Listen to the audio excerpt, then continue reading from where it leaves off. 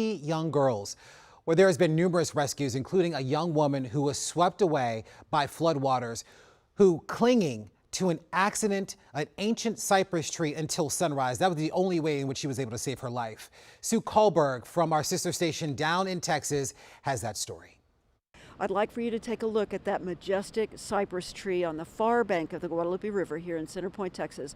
Her branches, her upper branches, big branches, have been ripped from her, but she stood strong as a 22-year-old woman was swept about 20 miles downstream from Ingram all the way here to Center Point. She sheltered that woman as the woman waited for daylight. When the neighbor came outside, he heard her screaming for help, and they were able to rescue her from that tree. True miracle. There's no other way to explain it. You heard her screaming. I did. Carl Jeter stepped onto his porch and became one desperate woman's hero. She saw me, so she started to scream out loud.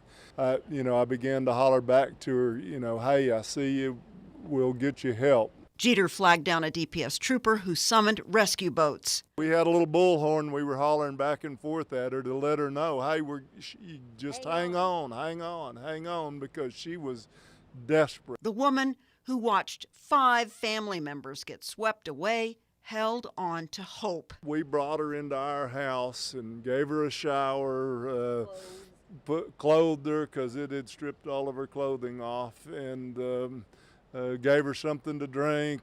They say they called the reunification lines to report all the names, and at this point, they're waiting to see if the rest of the family from the Midland area was recovered. One final note, as we've been here this afternoon, people have been stopping by for the homeowners and the people affected by this flood.